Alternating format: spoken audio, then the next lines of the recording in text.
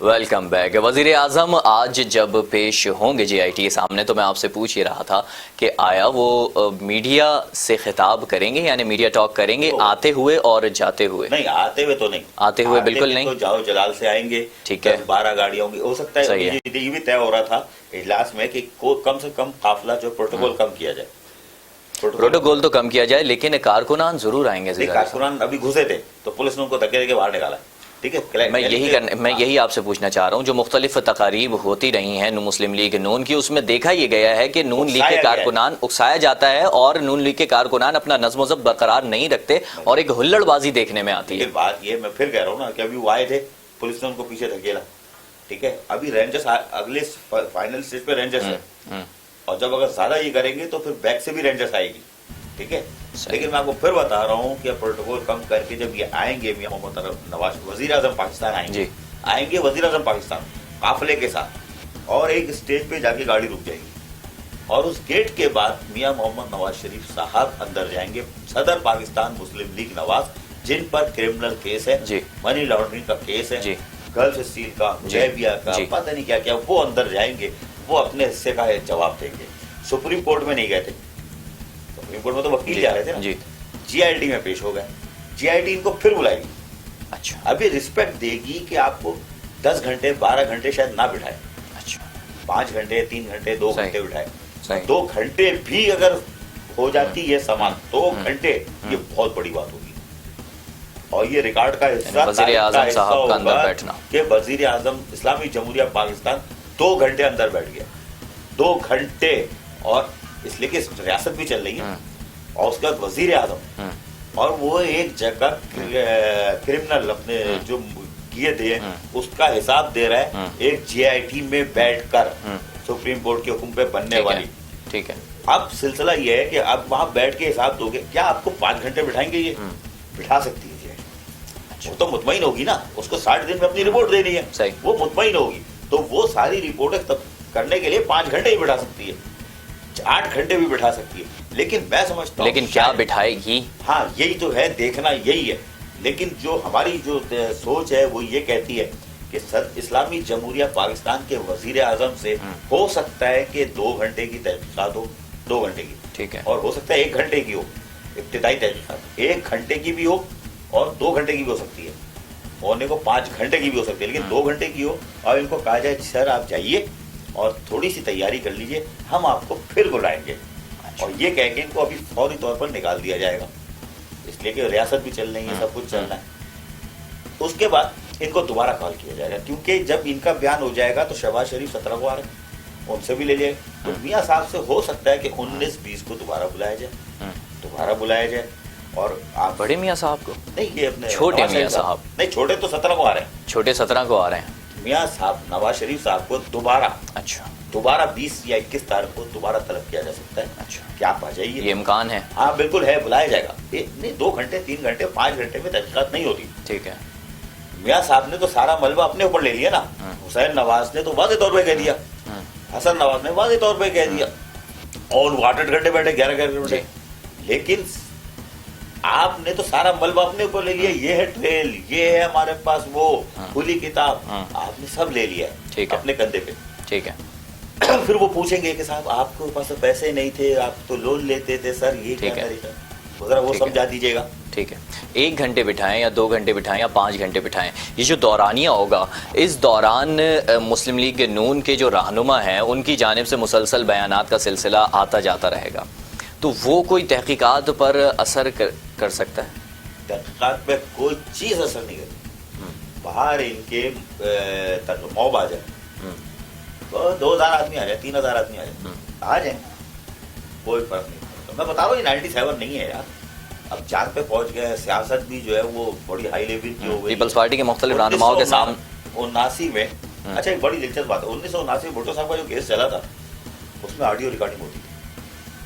Audio recording ہوتی تھی. ٹھیک ہے, ویڈیو کا تو اتنا سین نہیں تھا. ٹھیک ہے, یا کس کو بھی نہیں معلوم. ٹھیک ہے, آڈیو کی ریکارڈنگ ہوتی تھی, پیپلز پارٹی کے پاس وہ آڈیو ریکارڈنگ موجود ہے. اس کا مطلب ہے ایک عالمی سطح کا لیڈر ذوالفقار علی بھٹو, اس کی ریکارڈنگ ہو سکتی ہے, آپ کی کیوں نہیں ہو سکتی؟ اور اب تو جدید دور ہے, ویڈیو تو ہو چکی ہوگی.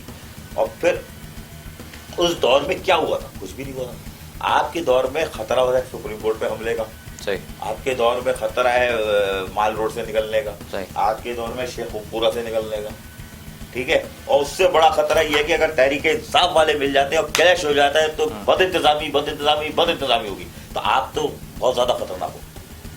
لیکن یہ یاد رہے کہ اسلام آباد میں 245 کے تحت فوج موجود ہے, 245 کے تحت فوج موجود ہے, صحیح اختیارات کے ساتھ. تو پھر اسلام آباد میں تو پرندہ پر نہیں مارے گا. ابھی تو سیکورٹی 2,500-3,000 پولیس والے اور وہ جو ہے رینجرز کے کچھ جوان کھڑے, فوج تو موجود ہے نا. اگر کسی نے کوئی بلنڈر کیا, کوئی غلطی کی, فوج موجود ہے. پھر رہ نام اللہ کا وہ آپریشن شروع ہوگا.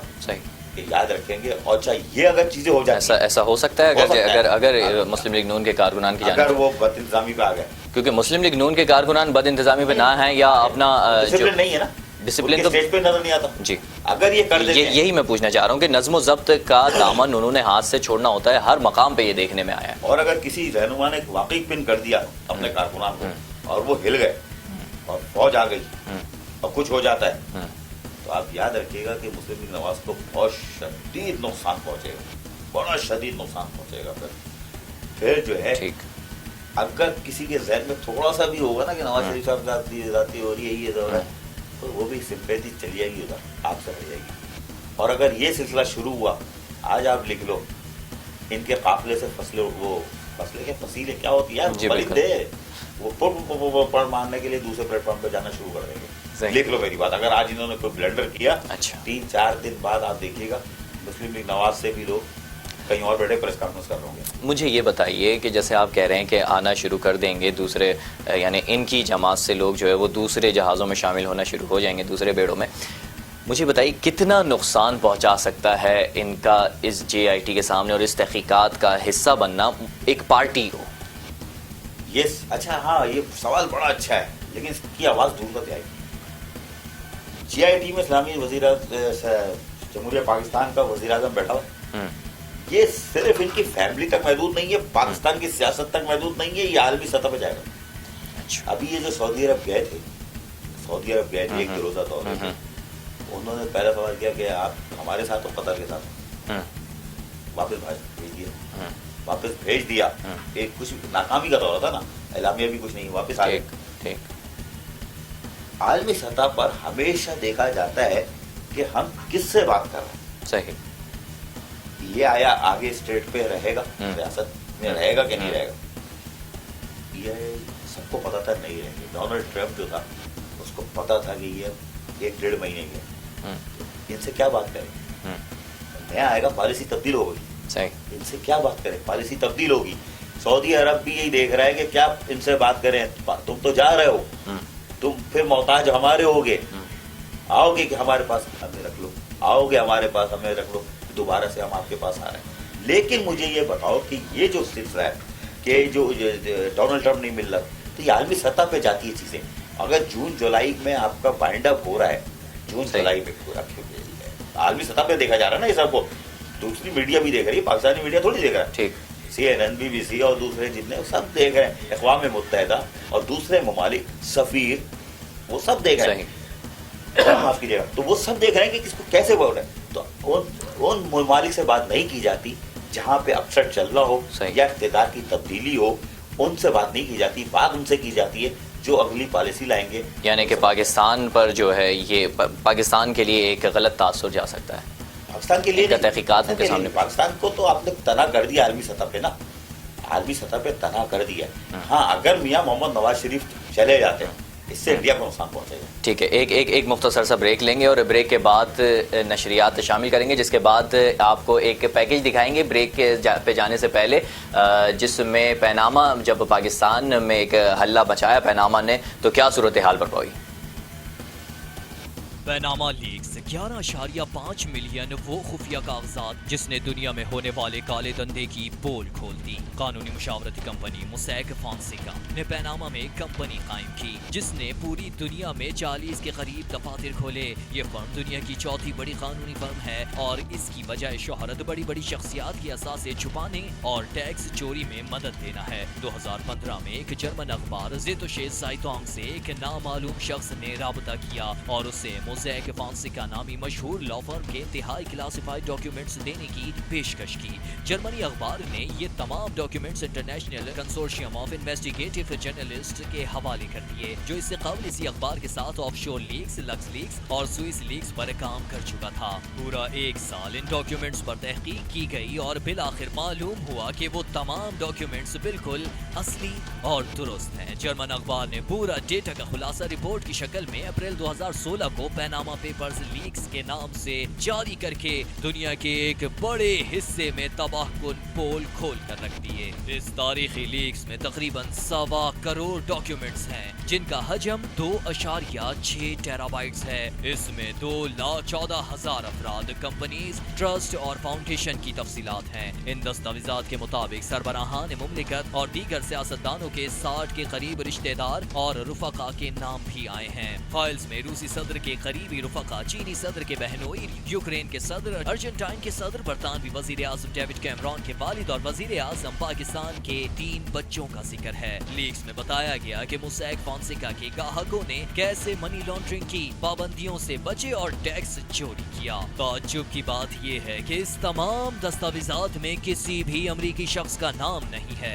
हालांकि अमेरिका में सालाना अरबों डॉलर महसूलात चोरी होता है। ये बात इन सारे मामलात पर सवालिया निशान है। दीगर ये कि जिस नामालूम शख्स ने इतना ज्यादा डेटा मुहैया किया है, उस शख्स ने इसके इवज कुछ माली फायदा तलब नहीं किया, महज अपनी हिफाजत पर अपने तहफुजात बयान करके जमानत ली थी। पैनामा हंगामे में आइसलैंड के वजीर आजम किर्लोस्सन भी शामिल थे। पेट्रिसन नामी कंपनी सेगमेंट और उनकी अहलिया की मिल्कियत है। हजारों अफराद ने आइसलैंड के वजीर आजम का नाम करप्शन में सामने आने पर आइसलैंड की पार्लियामेंट के बाहर मुजाहिरा किया, जिस पर वो मुस्ताफी हो गए। 9 मई 2016 को international consortium of investigative journalists की जानिब से पैनामा पेपर्स की दूसरी किस्त जारी की गई, जिसमें मजीद 2 लाख ऑफशोर कंपनीज में उम्रा की दौलत की तफसीलात मौजूद थी। 9 मई बरोज पीर की शब international consortium of investigative journalist यानी ICIJ मोज़ैक फ़ॉन्सेका के लीक की जाने वाली दस्तावेजात की मजीद तफसील ग्रीनविच के मियारी वक्त के मुताबिक शाम 6 बजे शाया की गई। इन दस्तावेजात में तकरीबन 200 पाकिस्तानी सियासतदानों, ताजिरों और दीगर अफराद के नाम भी शामिल हैं। ICIJ की वेबसाइट पर शाया किए जाने वाले डेटा में 3 पाकिस्तानी ऑफशोर कंपनीज और 150 से ज्यादा पाकिस्तानियों का मालूम हुआ है।